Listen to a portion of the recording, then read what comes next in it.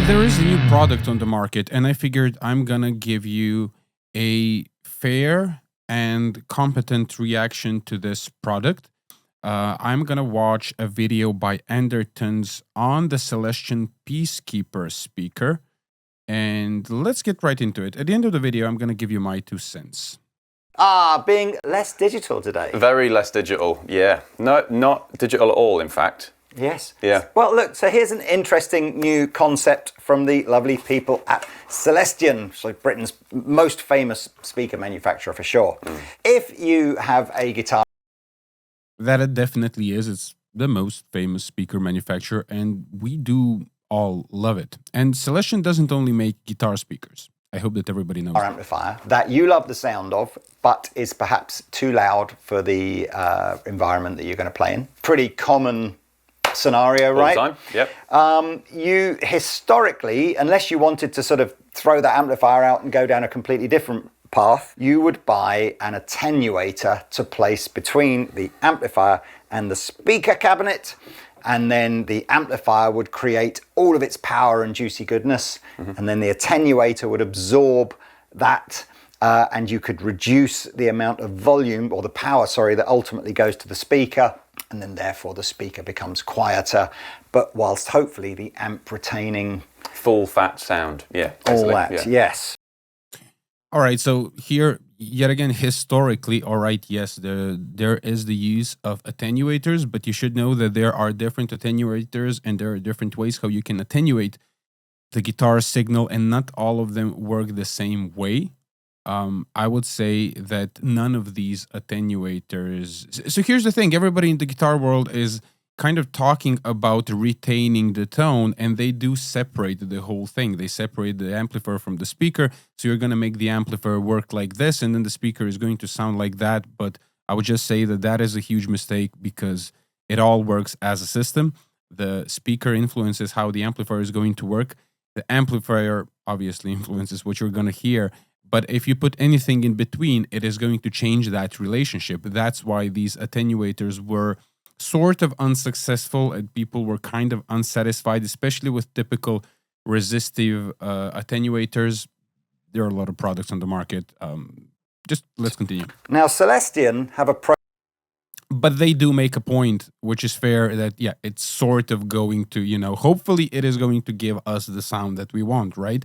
They didn't say that the attenuators do well or don't do well. This problem from a slightly different angle by making a speaker called the Peacekeeper, which is a very inefficient speaker. So it has a very low sensitivity rating, meaning that with the same amount of power coming from the amplifier into a conventional speaker, going into this speaker should be something like 10 or 11 dB quieter, according. It is actually quite weird, because the engineering world has been working so hard to create efficient speakers, and now they're, struggling to create an inefficient speaker. But it is because such a thing is popular in the guitar world now. Attenuation. It is a big deal. According to my Google Assistant here, if something is 10 dB quieter, it is something in the region of 10 times as quiet. In fact, what it actually tells me here is the flip side of that. It says if something is 10 dB louder, it is typically about 10 times louder. So I'm assuming the reverse must be true. So we're going to do... This is very wrong. I don't know whose mistake this is, whether if it's Lee or this assistant that he probably needs to change, but pay attention with like AI stuff and GPT stuff. Usually they don't make mistakes like this, but this is ridiculous. So 10 dBs of difference does not correspond to something being 10 times louder or 10 times quieter. It doesn't make any sense. Usually what they are talking about the sensitivity of the speaker, which is measured in dBs. It means actually, to simplify it, for a given amount of power that you're giving, with the amplifier, you are going to get this amount of acoustic pressure, which is measured at 1 meter from the speaker. It is like a conventional measurement, and 10 dBs does not correspond to 10 times. something being quieter, it actually corresponds to something being round about 3 point something, because 6 dBs is twice the acoustic pressure, or 2 times less for that matter. 10 dBs is 3 point something. So that essentially tells us that we are going to get approximately 3 times less acoustic pressure with this inefficient speaker compared to some other speaker, whatever. This video isn't sponsored by anyone, so I can give you my uncensored, honest take without worrying about brand deals or affiliate links. But if you want to support the channel and actually learn how audio and guitar gear really work, check out the Slightly Technical Academy. The Big Muff Pie course is perfect for anyone, whether you're brand new or already deep into DIY. It breaks down pedal design and tone shaping in a way that's fun, practical, and empowering. And honestly, is the only way to truly nail the tone you're chasing, because once you understand the circuit, you stop guessing, you know what to listen for, and you become immune to the hype and the sales pitches. Hit like, subscribe, and ring the bell so you don't miss any live streams or podcasts. Let's get into it. As scientific a test as we can, we're going to take our decibel meter that normally lives over there and try and put it sort of somewhere so that it's the same distance from each cab. We're also going to room mic to give you some sort of idea of the volume difference between the two. I'm going to put this speaker in this cab, and then the other cab has got a Celestion creamback medium magnet, 65 watt. I like that they're using this dB meter in the room. I think that is the most reliable measurement you could possibly use for the viewer, because a lot of us can't really hear some things and don't understand what's happening. dB meter tells us a lot about how loud it is in the room, but I'm still shocked by this weird decibel calculation that just happened, because the guitar world is already filled with a lot of weird information, and this is just further confusing people who already are completely confused about products. You know, pretty common guitar speaker. If you want to know all the technical science and jargon behind how have Celestion done it, you'll have to go to their website or read our website. In terms of the speaker itself, it doesn't look any different. Is it as heavy? It looks heavy. Let's put the spec on screen now of the weight difference between a medium magnet creamback and this. It might be a tiny bit. This silvery sort of corrugated sort of bit in between the magnet and the chassis, I don't think is there on a... So maybe that's where the clever bit is. Maybe that's where the sort of... Yeah, that's the problem with a lot of this stuff. Like, that's where the clever bit is. And let me just break it down a little bit, because I looked this speaker up, and I looked it up a few months ago when Celestion came out with a very weird video about this speaker, where I don't even know what they wanted to achieve with this video, because it didn't make sense the way how they recorded those sound samples. But even though I don't want to get into that, it's also written on the website, but I also heard someone from Celestion say it on one of the videos from NAMM, talking about the video being a dual voice coil speaker. And if we go to the Celestion, this PDF that you can actually find on Celestion's website, you can find some of these specifications.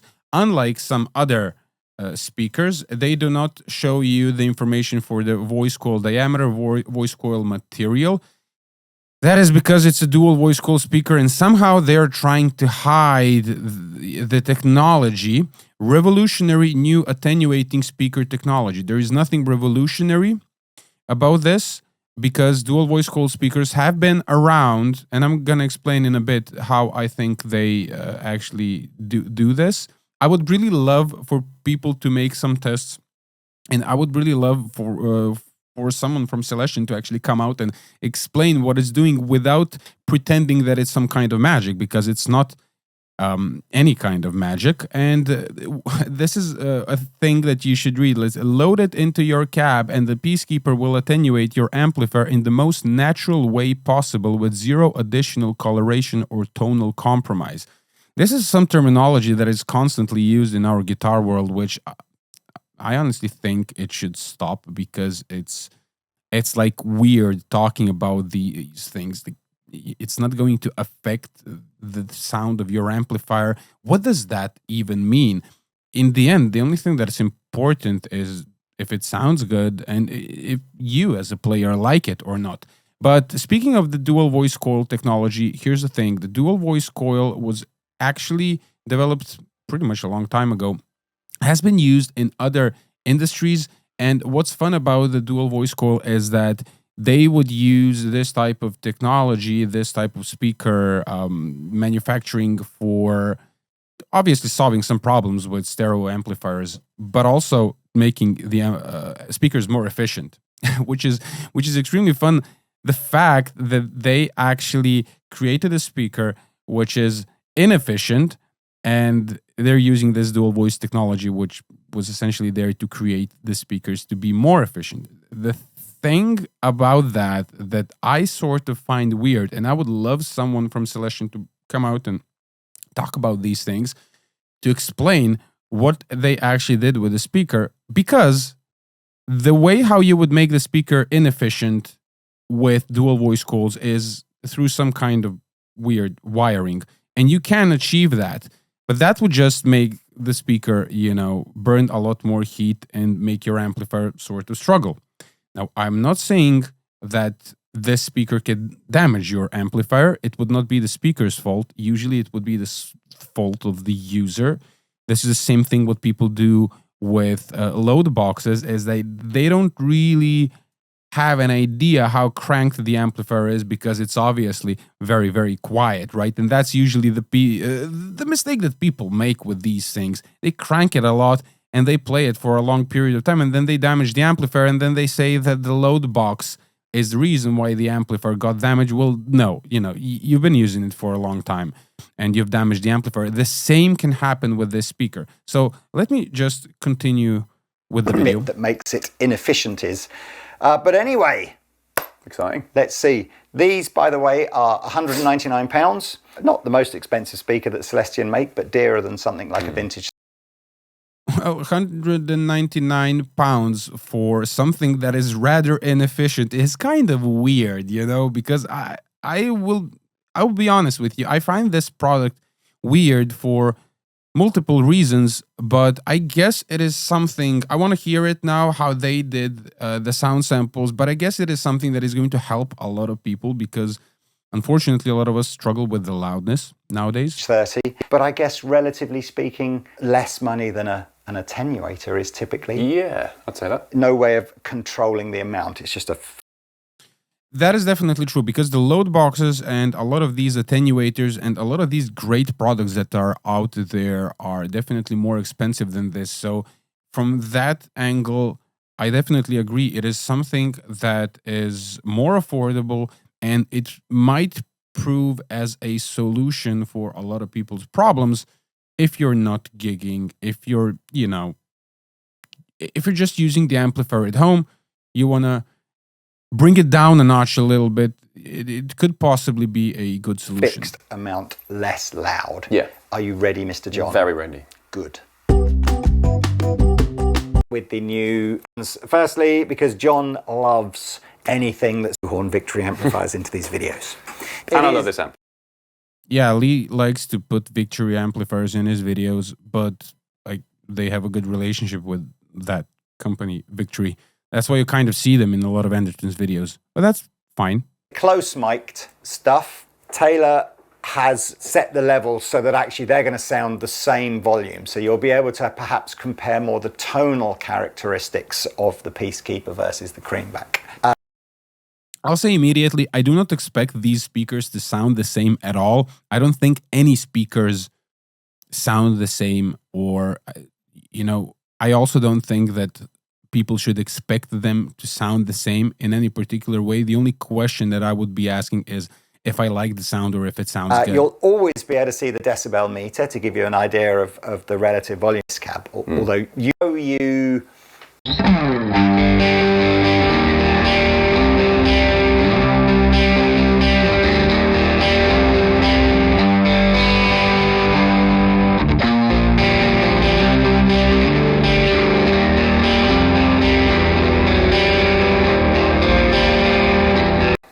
I love it. Play a little with the volume just to kind of see how it clicks. Really? It's all the low end, I think. Wow. Okay. So that's pretty loud. Okay. So it's depending on the home, really speaking. It just loses something. Yeah. So if you. Oh, come on.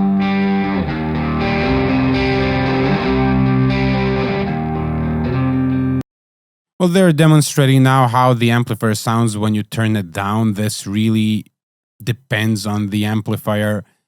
Of course, it's going to be different when you turn it down. Most definitely.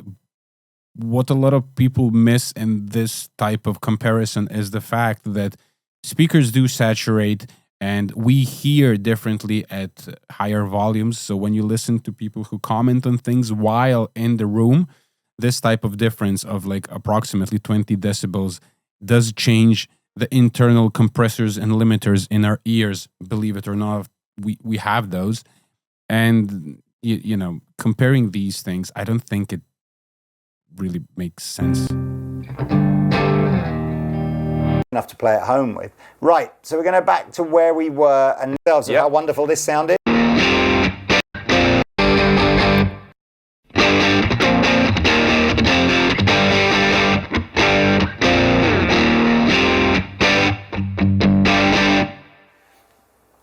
It sounds a lot, in fairness, it sounds a lot like just this cabinet when we just turned it down, didn't it? Rather than necessarily like, oh my God, it's amazing. It's massively quieter. I mean, you can see quieter. From the there you go, people. He said it by himself. Decibel rating. What did we hit for the second cab? It's like a logarithmic, probably as you see it, like the increase is like that. So even though 85 as a number isn't far from 100, it actually is. It's loads different. Loads. In the same way as 100 dB is really, it's a noticeable.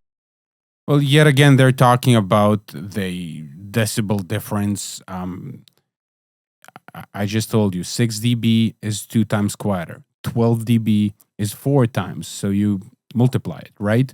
So 15 dB is even more, like 5-6 times quieter. So it makes a difference, right? Difference between 100.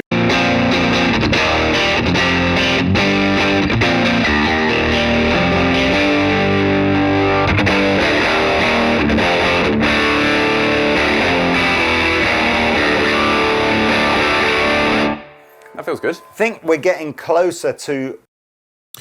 If I have to comment on the actual sound that I'm hearing, I do like the 65 so much better than this. It does kind of sound a little bit squashed, but as I said, like this even doesn't matter.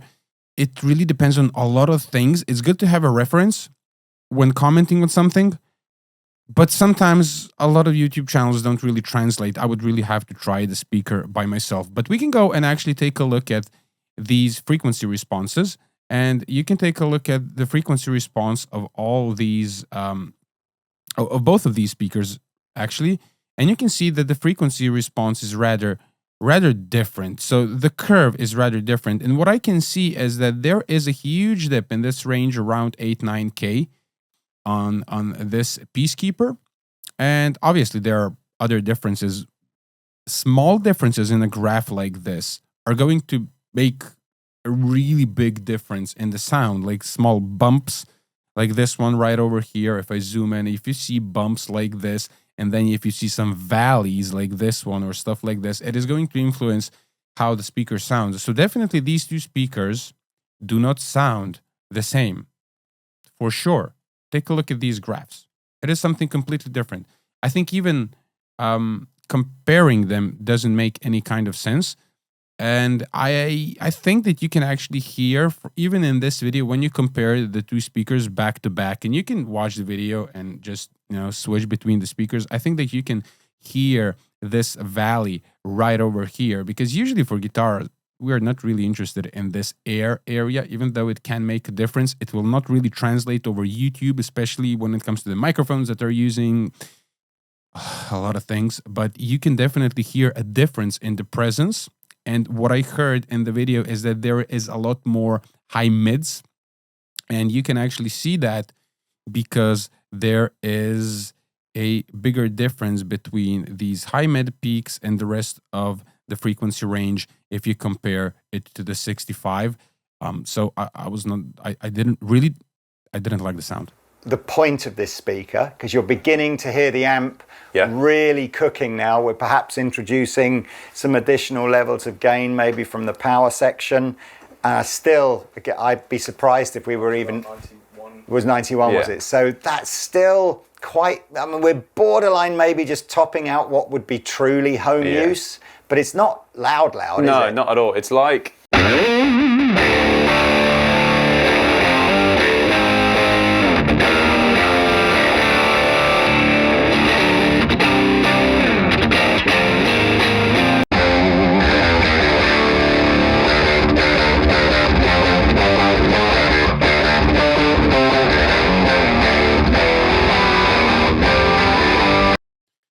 I mean, it's a huge difference because you have to take in account that when you play this louder, the microphone is going to react differently. The compressors, which they're for sure preamplifiers and stuff that they are using to record this, they are going to react differently. So the sound that you're hearing is quite a bit different. I like the 65 just a lot better than this Peacekeeper. The Peacekeeper kind of sounds small. I don't want to say nasally, but maybe like nasally and a little bit. It kind of sounds cheaper for a $200 or pound, whatever the currency they're using, speaker. I don't know. I would just not use it. Let's watch a little bit more, and then I'm gonna give you my 2 cents. I don't want to make this super.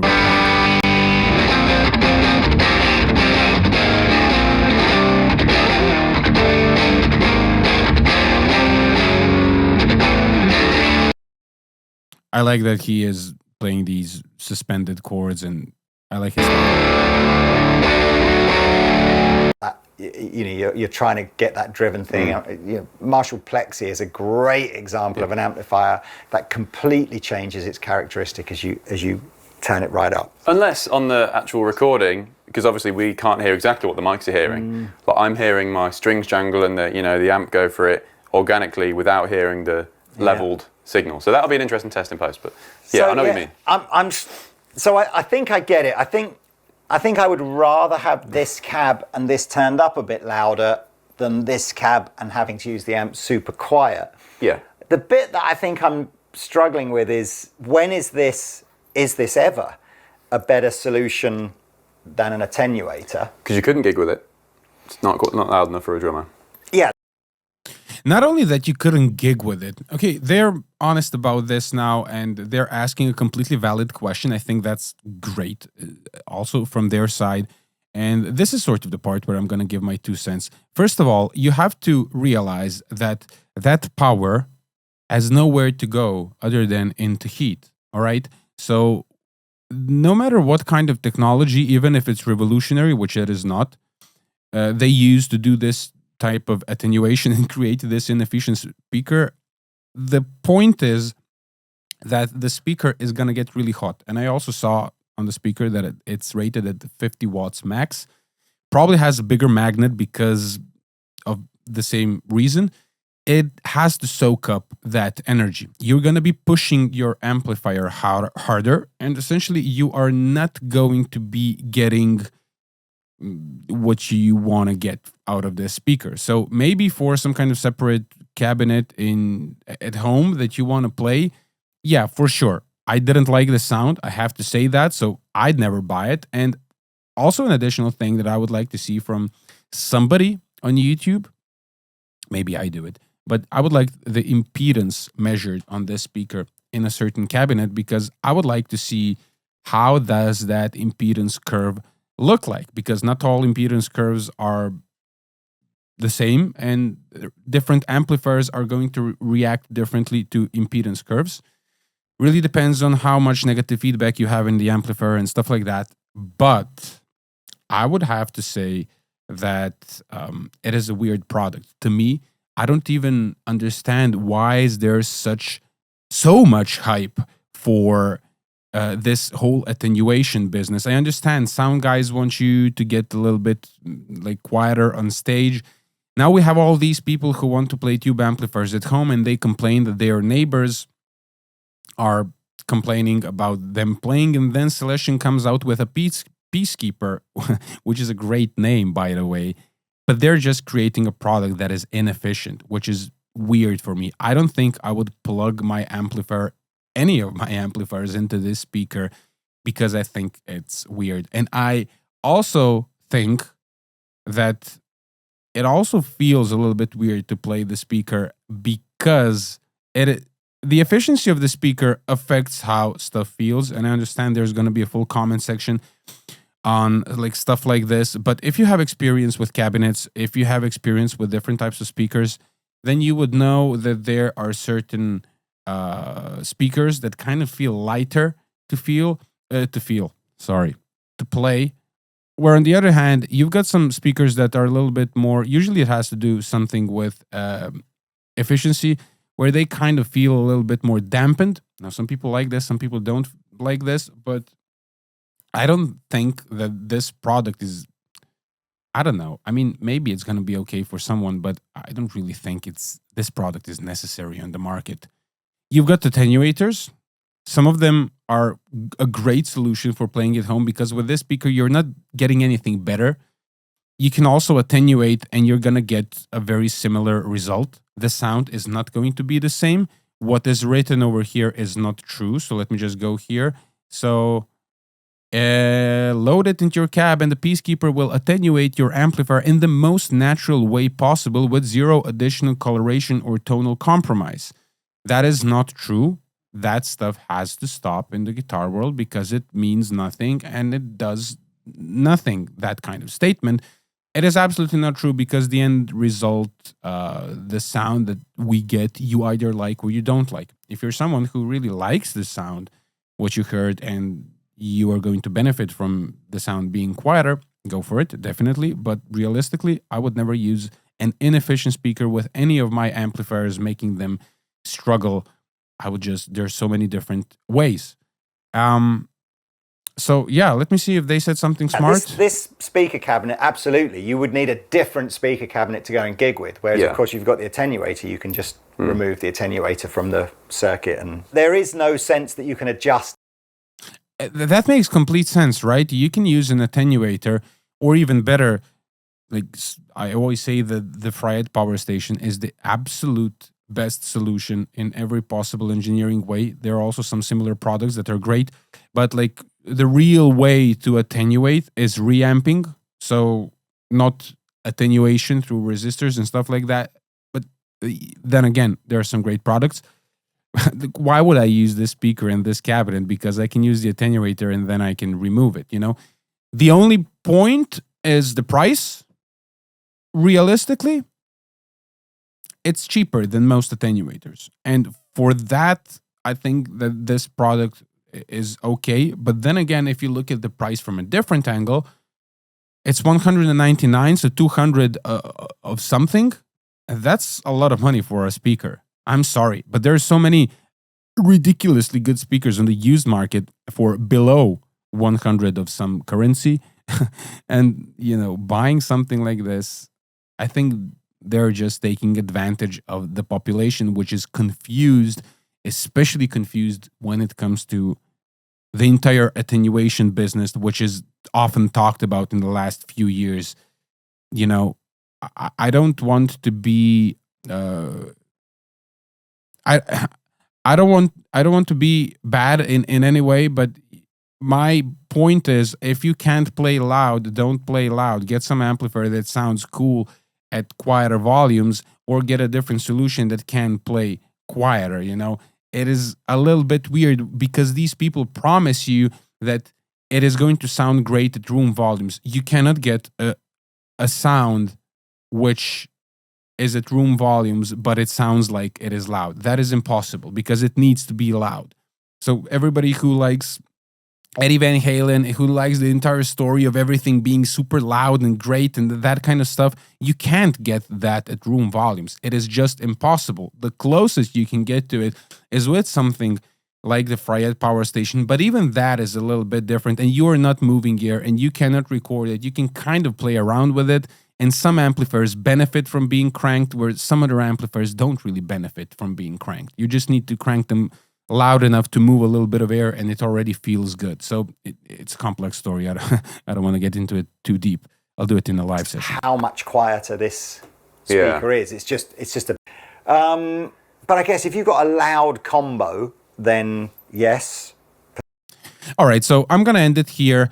That was practically it. So I told you what I think about this product. I tried to be fair about the whole thing. I think it is a rather complicated topic. I think that people should learn a little bit more about this and don't hype about these things, especially when it comes to this type of attenuation business. There have been a lot of comments on my channel where people are searching for attenuators for a 20-watt amplifier. I mean, if you don't have conditions to work an amplifier, then maybe it's a good idea to switch to something else. I understand that people would like to get this, but you are not getting what you're promised. That is my point. You're not getting what you're promised. There is only one way to get the loud amplifier sound, and that is making the amplifier loud, because we are not taking account a lot of different things. So I'm going to end it here. Subscribe to the channel, follow this stuff, ring the bell when I come live in the podcast, that kind of stuff. See you later.